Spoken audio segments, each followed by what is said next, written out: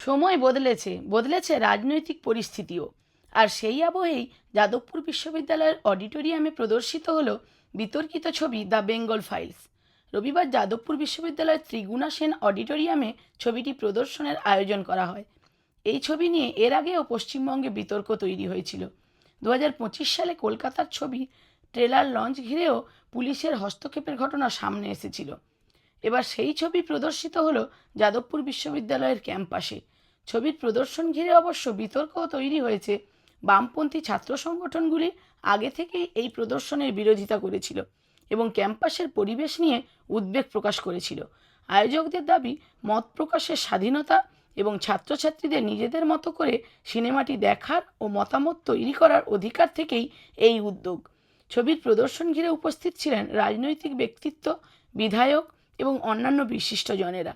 ফলে যাদবপুর বিশ্ববিদ্যালয়ে দ্য বেঙ্গল ফাইলসের প্রদর্শন শুধু একটি সিনেমা দেখানোর ঘটনা নয়, বরং রাজনৈতিক ও সাংস্কৃতিক দিক থেকেও তাৎপর্যপূর্ণ হয়ে উঠেছে। একসময় যে ছবিকে ঘিরে বিতর্ক তৈরি হয়েছিল, সময়ের পরিবর্তনে সেই ছবি এবার প্রদর্শিত হলো যাদবপুর বিশ্ববিদ্যালয়ের অডিটোরিয়ামে। হয়ে গেলে একটু দুজনে একসঙ্গে বলবো।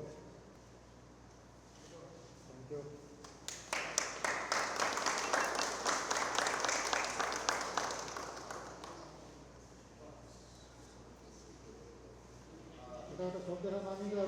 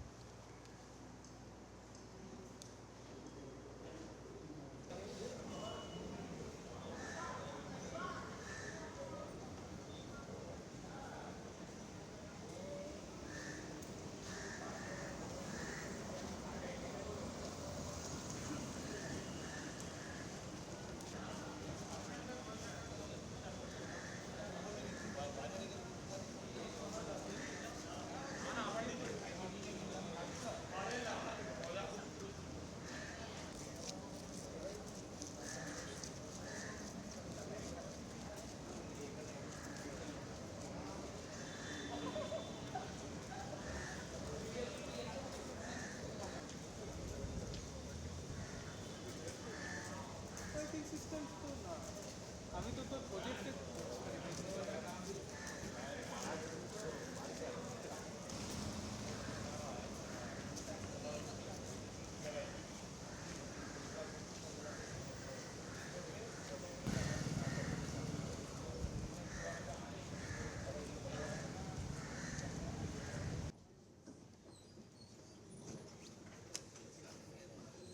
मातरम, वंदे